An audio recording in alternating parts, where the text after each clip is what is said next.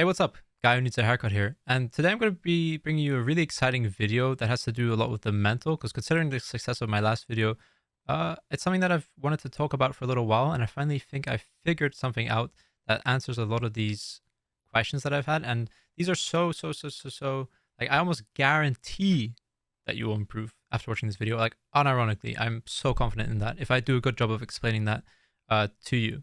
And we're going to be looking at improving, and we're going to be looking at the really common misconception that people have with it, which is to no fault of their own. It is just the way that we work. It's just the way that we look for feedback, etc.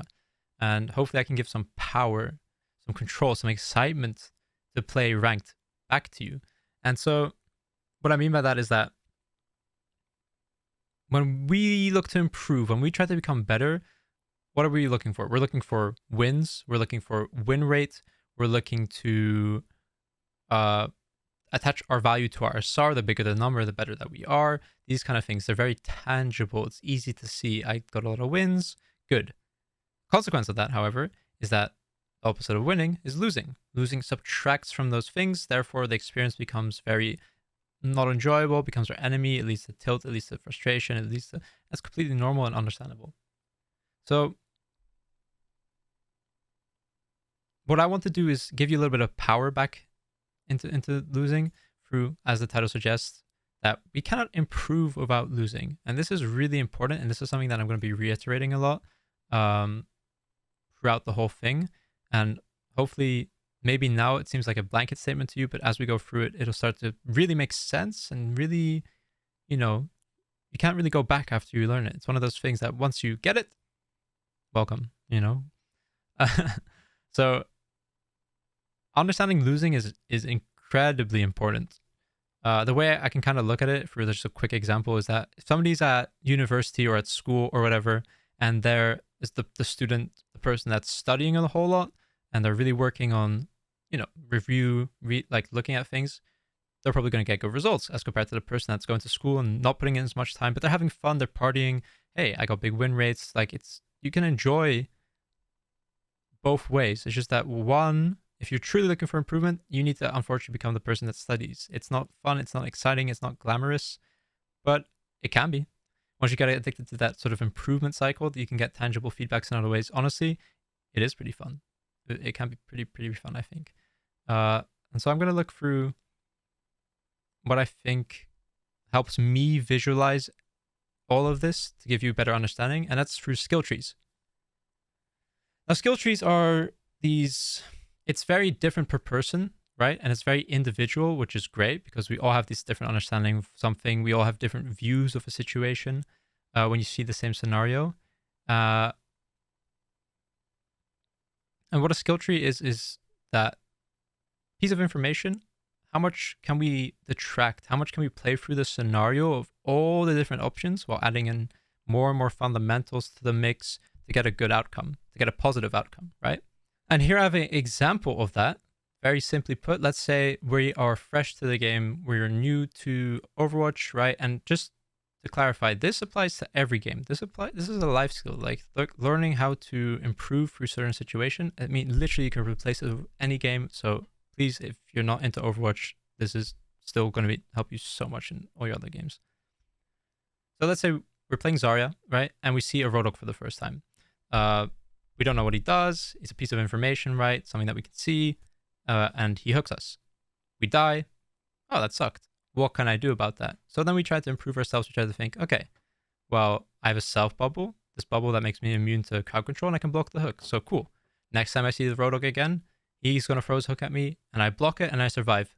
Good. That's a good outcome. The only way that we got there is that we were in a losing situation. It was a bad thing, and we looked to solve it. We looked for an answer to that. Right? And to complicate it a little bit more, just to show you, like, hey, it doesn't stop there, right? It doesn't stop there. Maybe, again, we see the Roadhog. We think he's going to hook us. We use our bubble. Oh, he didn't hook us. And then he hooks us and we die. Okay, bad outcome. Maybe we know that he's going to bait us. Maybe we didn't have our bubble to block it in the first place, and we see the Roadhog, and then we know, oh, we need to run and get out of here, or we didn't react to that fast in time, and then we got hooked.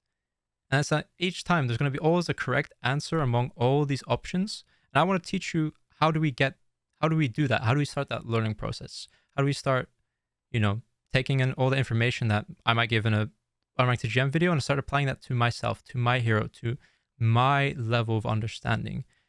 People often say, oh, I'm in this SR. What do I do when I'm in this SR? What do I do? It doesn't matter what I tell you to do, because if you're not understanding this process where you do an action, you try to find out the best solution that you can in that moment, whatever your baseline understanding is, and then it went wrong, and then you try to find out why, right? So let's talk about two different kind of players real quick.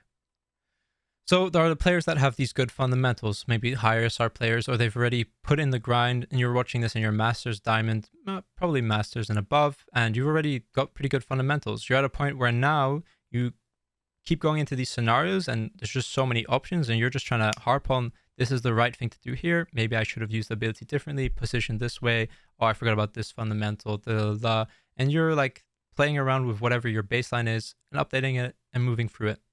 And unfortunately, that is a little bit easier than when you're learning the game. Now, here's the issue that happens when you have these bad fundamentals and a really bad baseline, that people try to copy those high elo players that they see, and they already assume that they have these fundamentals. And so they go into the game thinking that they can problem solve their way out of a situation, when they just can't. They absolutely can't. And let me give you an example of this, right? Let's say, using cooldowns, right? So let's say we're going to take one player and I want them to spend 10 hours, right? Doesn't matter what rank they're in, gold, silver, bronze, plat, even diamond, actually even masters, like it just doesn't matter. Just all they're doing for 10 hours is thinking about, do I have my abilities? Go in, and creating this cycle. And they're actively thinking about the cycle. It's taking up all their brain space, all their brain power. And as a consequence of that, they end up losing more. Because obviously, if you're spending all that time having to actively think about these things that a higher elo player will have automated, or another person has automated, they will always be at an advantage because they can use their extra brain power for more complicated things and add that extra layer, that extra deepness of maybe mind games and 1v1s and answering things. So it's first important to accept that we have to lose, but it doesn't feel as futile, because if you're losing knowing that you're integrating something, knowing that you're going to get something tangible back that you can use later, right? You don't care about the outcome. You care about adding that fundamental. You care about improving. It's about the long term, the long con, right? And so you spent a lot of time doing that. You come back to the game. Now, next time you see a piece of information, you'll have like a automated or more smooth understanding of that fundamental, so that you can approach the same thing that you were struggling with earlier with a new perspective and a new approach. And the idea is that we want to keep doing that over and over and over with all the fundamentals until we can make as many things as possible automatic. And this is a process that you have to repeat always. You have to optimize. Never believe that you've already I've already studied this one, so I got it. No, you lose these things. They go away. You have to stay on top of it. And that's where your organization might come in. Sticky notes of like the things that you're working on to just quickly look at and be like, okay, don't forget this, don't forget this. And that understanding that when we're playing the game, if our goal is to improve and our goal is to think, anytime we're given a situation, what could I have done differently? What did I not think about? Why did my knowledge fail me? What am I thinking about? Like, what could I have done? There's very personal, specific look into your own knowledge and your own mechanisms and wanting to improve it. And so you might be wondering, okay, A10, so why is why are you talking about this? It's because the only way that we get there through execution, trial, and error is by getting outplayed, by getting punished. This same strategy might easily get you from silver to gold, but all of a sudden they're doing something different. They're doing something that you didn't really think about, you didn't consider. They're outplaying you. And instead of looking at that as like a very, oh no, like they're just better, it becomes this very like, okay, cool. So I have this baseline and now there's this added element to it. And so yeah, it might suck, to get outplayed, but then I can do that outplay to others. And I can start to become better and more constricted and quicker and less loose on the plays, etc. And that becomes that improvement process. The only way that we get better, the only way that we understand how to outplay the outplay, right, to get that beautiful high-level things that you see, is by having somebody do it to us. That is the best experience that you can get. The only way that you will update that skill tree is like maybe watching videos and then da da da. But no, it's going to be through trial and error, through play, through losing, through getting outplayed, right? It just is. That's why if you're imagining like just a chain of like options and boop, got outplayed, let me update that and then keep that one going, right? And so it can be quite difficult and overwhelming. And let me give you little tips for that, okay? And I think good tips for that are going to be VOD reviewing, right? And this is a really big misconception that people have with it. You might hear people say like, oh, VOD review yourself, or oh, just like play to improve, or da da da. All these really blanket statements that I've always kind of hated. I've never advised just VOD review yourself or da da da because I hate it. And now I can comfortably say how to VOD review yourself. A lot of mistake that people make is that they'll VOD review themselves and they'll look for issues. Like you're watching yourself play and you're like, oh, I did this wrong. I did this wrong. And you're like looking for a reason of like, yeah, I can optimize that. That is like I think of maybe a good way to get yourself started on updating a specific skill tree or a piece of yourself that you want to improve. But in general, I think it's really kind of bad and a waste of time. Better thing to do is to, as we said the process earlier, have this idea or theory, try and execute it, and then see what went wrong. Let's say I'm going to go Nanoblade. You've done it a million times. You're 3900 Genji. I mean, it's obvious, right? You press tab, and it has Nano. I'm going to dash into the air, Blade. What? Where's my Nano? Right? I called it. Like, I had it. I said it. Why didn't you give it to me? And because you're in a first-person game, specifically, at least in Overwatch, you can't see behind you. You can't see what's going on. So go into the VOD review. Look at it in the replay afterwards and see, oh, my Ana was getting dove, or oh, this is her line of sight and I was playing outside of it, or whatever it may be. And then you say to yourself, okay, that's important. I don't want this happening again in the future. So what can I do? Right? I can't have you can't control your Ana. There's going to be a new Ana every time. You might run into the same issue, the same situation. So we take control and power back into it and say, okay, I know she has Nano. Let me actually turn my crosshair and look at her. See, is she getting dove by somebody? Is she okay? Is she in my line of sight? Turn back around. It's a very... Notice how I said, like, is she okay? Is she in my line of sight? Is she this? Is she that? There's all these different... A lot of layers that, like, in-game would take a lot of time to, like, manually think about. But if you've already approached this process and already integrated it, all you have to do, turn around, look at her, and 5 things have just automatically been checked in your brain, right? Are you starting to see like what the difference is between somebody who's just developed an understanding through these skill trees and becoming better and better? Like that is it. The ability to look at the same piece of information and process so much more of it. One other thing I really want to talk about is how ego intercepts this, how rage or our responses intercept this. If you are getting... I get this and it's pretty fair. Like, I'm low elo, I don't know what's right or wrong, or what can I improve, or da da da. Obviously, we've kind of been over that, but like, it's fair to know, like, I don't know what's right or wrong. I don't know if I made the right play or not, and da da da. Now, if you are true, if you're honest with yourself, your character, the same character that you and I would pilot, doesn't care about your teammate doing this, about your teammate doing that behavior that then stopped your play, because that is not in our control. What is in our control is the ability to like look at it objectively, like, yes, I think that this was the correct play, or I made the correct play. And honestly, it's like, let's say the Nano example again, you expect your Ana to maybe nano you a Zarya because you communicated it and she does something really stupid and just randomly nano somebody else. What I'm trying to say is that you can expect for a majority of the time that little thing will not happen, right? That she won't almost cuck you, I guess, out of your play. So don't get too upset about it. Like, don't think that you then made the wrong play. Like, be realistic about it. If you're looking to blame, if you're looking to push away responsibility, if you're looking to like kind of muddle, it's starting to disrespect the skill tree.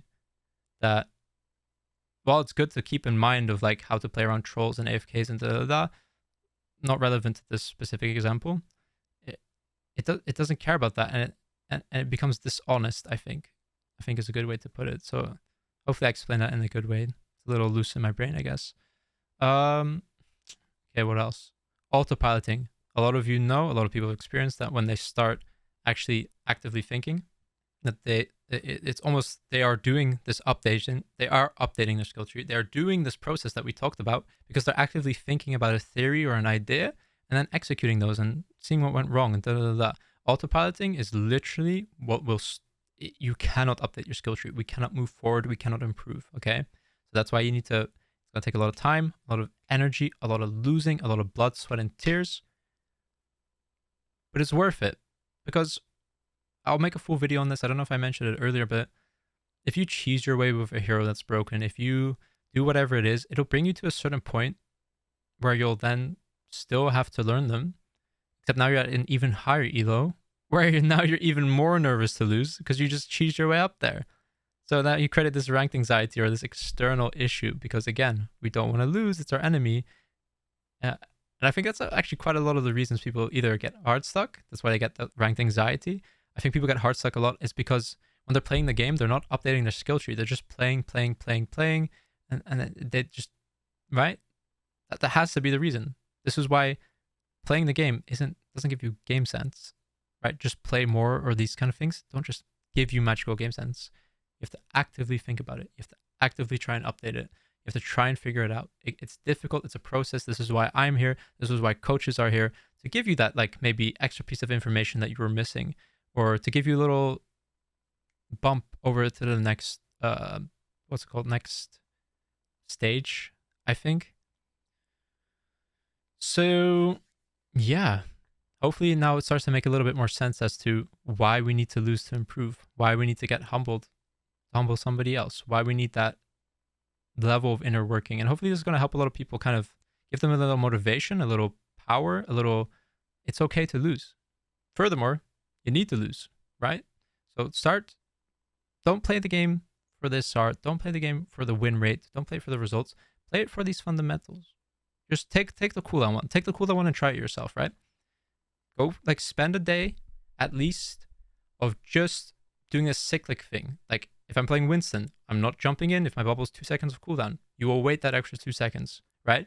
If I'm playing Tracer, I'm not going to go in unless I have that recall, unless I have my abilities. Zarya, everyone's the same. It's a very cyclic game. Actually, you'll find if you watch a lot of my ranked gyms as well. Just give it a try. Integrate it to a point where you don't have to really think about it too much, and then start playing the game again and see what it does to your results. And sorry if you lose SR while you're like really thinking about these abilities because you caught off guard, but it's a kind of a simpler one, I think, to start off, because I almost guarantee you that you will get more consistent, therefore you will start climbing through ranked. So let me know how that goes. Let me know if you like these kind of videos. They're very raw, right? I'm just trying to like give my thoughts out. They're not very Karku-esque, and no disrespect, I think what Karku does is great. He's an insane YouTuber, or you know what I mean? Like, there's insane YouTubers. I'm not really a YouTuber, so I prefer this kind of one-on-one talking, rambling, trying to get my thoughts out there on all of this. And I've been super excited to share this because, like, you should be, because now losing is no longer our enemy, it's our best friend. And I'm so looking forward to hearing how this has helped people. And yeah, let me know if you want to see more content like this. Much love and good luck in ranked. You got this.